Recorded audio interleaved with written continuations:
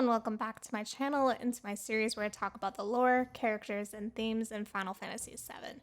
For the past few videos, I've been focusing on the Cosmo Canyon section of the game, since there are a lot of fantastic lore moments, character arcs, and themes to cover. Last time I covered how Bugenhagen, the mentors, and the tourists in Cosmo Canyon are showing cognitive dissonance when Tifa shares her experience in the livestream. Please watch that video if you haven't yet. A couple videos ago, I went into why Red XIII's voice changed and why that's more significant than we may have all initially thought. In that video, I briefly touched on how his father influenced his insecurities. I purposefully didn't go into detail about Red's trial and learning the truth about his father because I felt like that moment deserved its own video. I'm happy to say that today is the day for that. But before I begin, I have to issue a spoiler warning. If you haven't played Rebirth yet, or are currently playing it for the first time, and you haven't passed Cosmo Canyon yet, please come back to this video when you have. And with that out of the way, let's begin. When the party arrives in Cosmo Canyon and Red XIII runs off to see Bugenhagen, he says that he's old enough to protect everyone in the Vale, which is more than what he can say about his good-for-nothing father. This is the first time the party and the player hears him mention his dad. At least in the Red trilogy. Bugen just awkwardly laughs at that before telling him to announce his return to the community. While Red runs off to do that, Bugen invites Cloud, Tifa, and Aerith inside.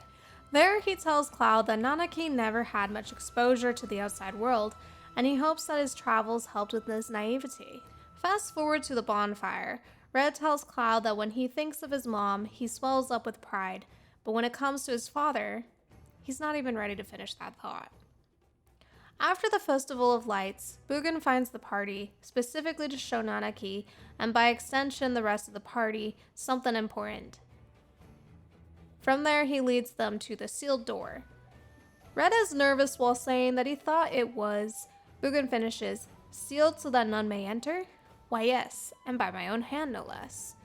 He opens it up in order for Red to undertake a trial to prove himself and become a Watcher of the Vale.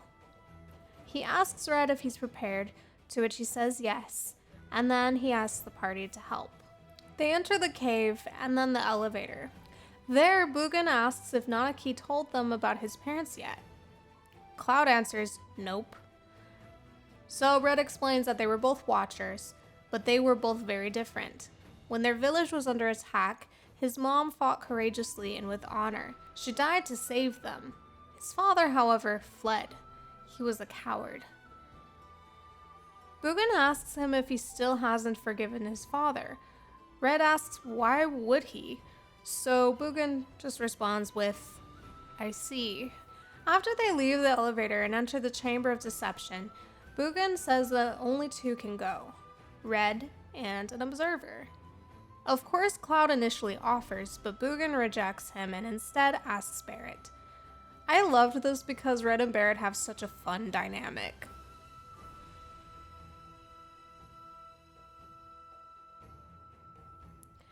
Red reacts with, him? Really?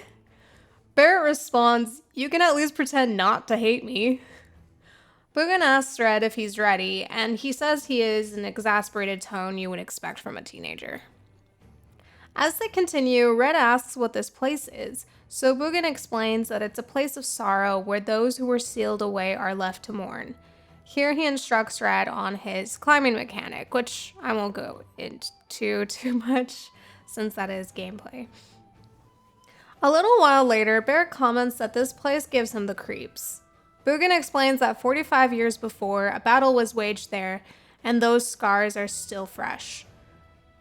Red is surprised to hear that the Gi made it all the way up there in the first place. Barret asks about the Gi, so Bugen explains that they were a tribe that few know about, and they'll learn more about them as they proceed. A note for this video. I will cover their significance that relates to Red's trial and his father. This game introduced new lore about the Gi that didn't exist in the OG, so I'm not going to cover that aspect of that in this video. I will definitely cover it in a future video, but for the time being, I'm going to continue to focus on videos about characters and themes, Then later on I will make more lore-focused videos as well as theory crafting ones. And this one is a big one, so definitely look forward to that. They continue further until they find what seems to be a statue of a Gi. Red remarks that it's huge, and Bugin says that they're just as fearsome as they look. Red bristles and looks down as he says that those are the things that killed his mom. There's so much pain, sorrow, and resentment there. Bugin tells them that this is his first trial, to explore the place and understand the nature of its history. The Gi tell him to seek the relic of their past, carry it, and bring the truth to light, then the path would be revealed. When Red retrieves it, Barrett recoils and tells him to get rid of that thing, so Red yeets it. Suddenly a red wind picks up, and the Gi asks who wakes them from their suffering slumber. It awakens and they have to fight it. After they defeat it, Bugin explains that it was a fallen Gi, and that even in death, they seek retribution. Red calls them pathetic. So Bugin lectures him to not make light of their struggles and to not put them down like that. Using the statue as an example, he says that it's there for a reason and should be handled with care. Red responds, "I will," in a whining teenager way. Before I continue going over what happens in the trial, I want to discuss this exchange. There is a well-known saying of "known thine enemy" that I believe really applies here and in fact contributes greatly to Red's character arc in this chapter. In some of my videos, I've talked about how important it is to learn about the other side in order to form really well-rounded, balanced, and educated opinions. That applies here as well. In order for Red to begin to understand his father, and by extension himself, he needs to learn more about the Gi. He needs to learn more about their tribe, history, culture, struggles, etc. in order to understand what led to the battle. He needs to learn and understand why they hold resentment and anger. At this point, he is unaware that he is not that much different from them in that sense, because he is also holding on to resentment and anger about his father. His anger comes from a lack of knowledge and understanding of what happened. Once he starts to learn and understand, he can start to let go. I believe that this is what Bugin was going for him at this point. Continuing on, the Gi tell him to deliver unto us the remnants of our past. They enter a more open area with various stone sculptures that have some sort of spiritual significance. Red asks if they're altars, and Barrett says that his first thought was, are we going to make it out of this place alive? A very valid concern. Bugin responds to Red, observing that the altars look like the statue he picked up with, if there's a reason for everything, then one could argue that everything has no reason.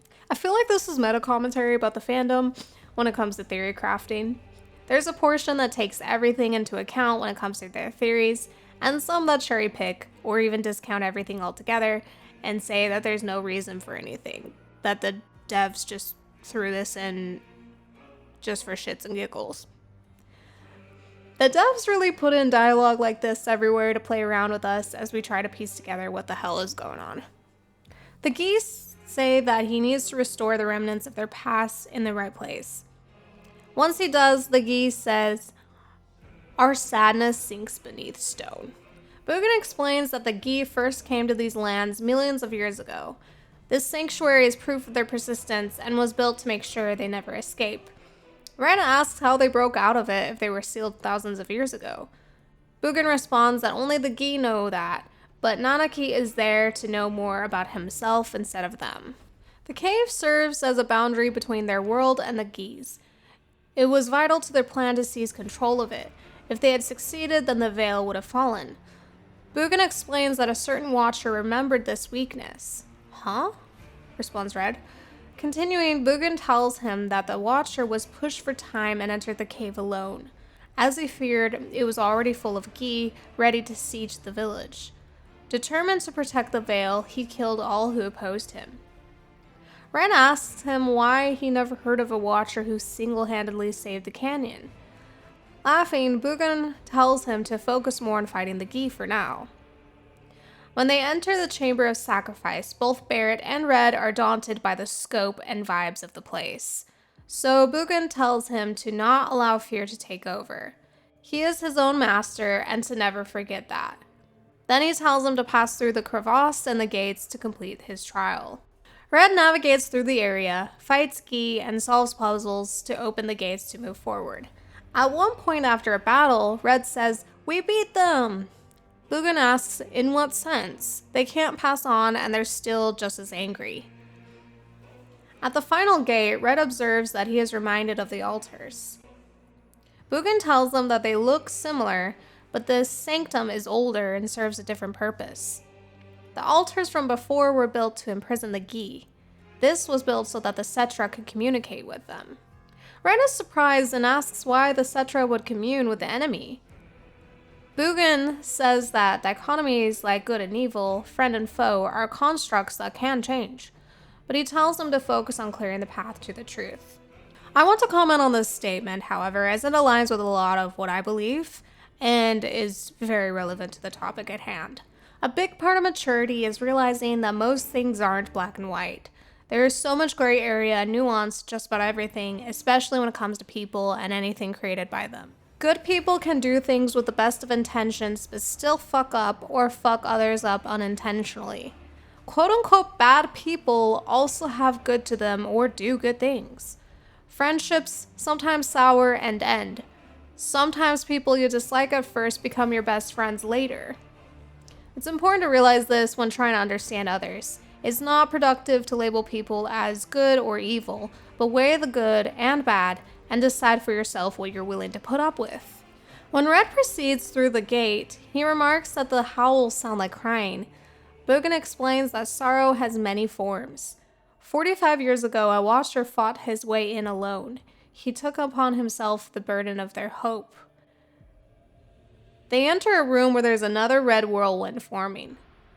Bugin says no, their ire manifests once more, and to not underestimate this foe when Nanaki attacks them. After they defeat him, Bugin says that their anger is forever. Addressing Red, he tells him that he did well and has become quite the fighter.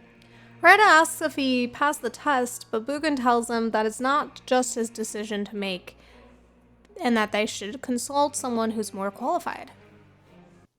They enter the Wall of Honor to find the petrified Watcher and the full moon. Bugin says, "The Watcher of the Veil fought valiantly and offered up his life in defense of our home. As you see, he still watches over us to this very day." Red asks if that's Seto, his father. He can't believe it. Bugin explains that the Guy's poisoned arrows petrified his body, and he stood there ever since, in an eternal watch. Red asks if his mom knew what happened to him. Bugin explains that she and Seto were the ones who had asked him to seal off the cave. Distraught and yelling in his sorrow, he asks why she didn't tell him the truth. Bugin explains that she knew that he would try to find his father by himself. His parents fought hard to keep the veil safe, but they fought even harder to protect their son, Nanaki. Red realizes that she was afraid because he was too small and weak. Bugin assures him that he's not anymore. He's a warrior, and that's why he brought him there. Red starts crying and moves closer towards Seto. Then Bugin tells him that he must leave the veil again. Protesting, Red states that he's a watcher now and needs to protect his home like his father did. Bugin then tells him what I already covered in 2 videos, that he needs to help Cloud and the others to save the planet.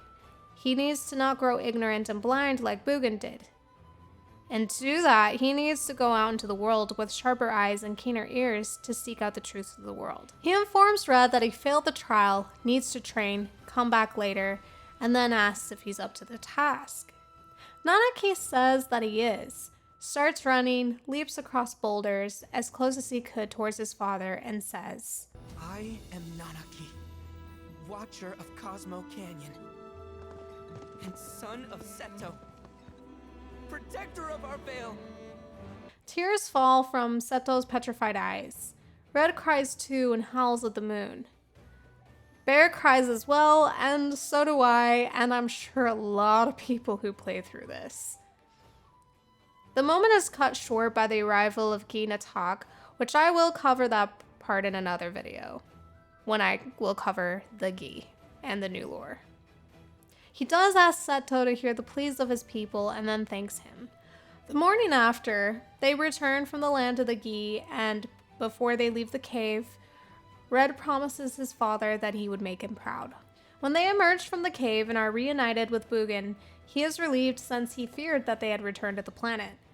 Red says that he knew he didn't have to worry about him since he is the son of Seto the Watcher. This is a cute ending to this chapter since Red has now pulled a 180. He is now proud of his father. Enough so that he calls himself son of Seto. This has always been a touching character arc since the OG, and I love how it has been expanded in Rebirth. My only big complaint is that the moment between Red and Seto was undercut by Gi Natak showing up.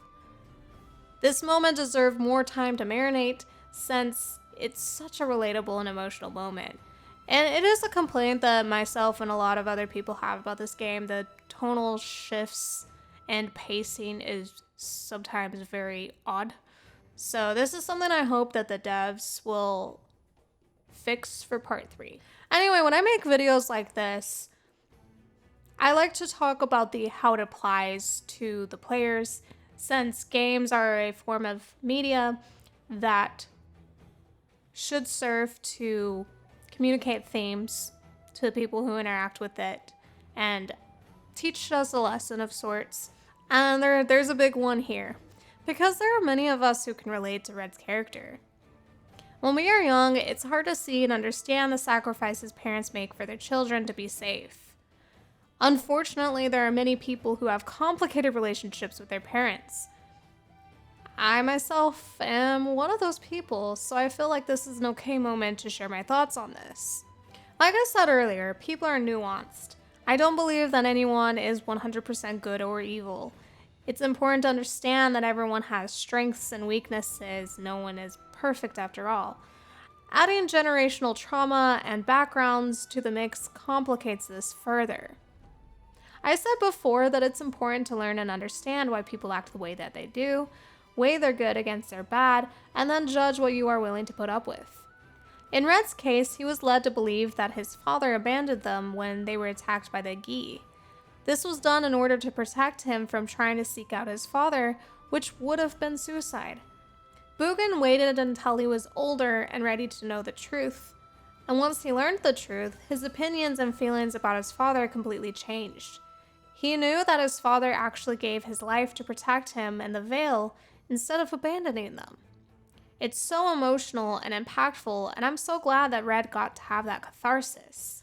Not all of us are that lucky to have that, because not every parent knows how to best help, love, and protect their children without letting generational trauma and other things get in the way. Sometimes adult children have to cut off parents in order to protect their own peace and mental health. That's been my case, and I won't go into a lot of detail since it's personal, but it's complicated and can be really hard to reconcile this. So I'll just share what I've learned over the years and how this part of the game helps with this. Bugenhagen went to great lengths to help Red learn more about the circumstances surrounding the Gi and Seto's last stand for a reason. It's important to know why the people who hurt us do so. It's important to understand where their good intentions failed and to not put them under complete condemnation. It's important to acknowledge their good, but not let that be an excuse to condone their bad behavior. Then it's important to see where we might be holding bad tendencies ourselves and to work on improving those areas. I highly recommend therapy for this to best help you so you won't continue the cycle. It certainly has helped me. If you resonate with this, I want to further urge you that you are not your parents. In this part of the game, there are various points of dialogue where Bugenhagen was guiding Nanaki to learn to become his own person, or whatever species he is. I will definitely research that. He was trying to help him realize that he grew to be an excellent warrior, and that this trial was for him to learn more about himself than about the Gi and even his father. Granted, Red isn't quite there yet. He did pull a 180 and now highly respects his father and refers to himself as Seto's son. He's not quite there with being his own person and being proud of who he is, but he is getting there. But I want you to take this as an opportunity to learn more about yourself and to become your own person. Maybe instead of trying so hard to reconcile with your past and those who hurt you, you should try to reconcile with yourself and who you are. That's the conclusion I have come to, and it has helped ease the pain and resentment that I hold. I am a free person who has flaws and traumas, but I'm actively working on them so that I don't hurt myself and others. I'm learning to become proud of myself and the person I'm becoming. This is my hope for you all as well, no matter what you are going through. Let's all emerge from our own trials as better and more understanding people, like Red did. And remember, it's a process. Please be patient with yourself. Thank you so much for watching. Please leave a like if you enjoyed this video. Please also leave a comment about this part of the game, what you liked about it, insights you have, anything I missed, etc. I always love reading your comments. This is also a reminder to please keep it kind and civil in the comments. It's impossible for everyone to agree on everything, but it's important to try to understand each other and to be respectful. As always, I will be monitoring the comments, and if I see anything divisive or hostile that's not open to any debate whatsoever, I will remove your comment. I want this to continue to be a safe space for those who want to share their love for the game. And finally, please subscribe if you haven't yet, since there will definitely be more videos like this about Final Fantasy VII. And I will see you all next time. Bye!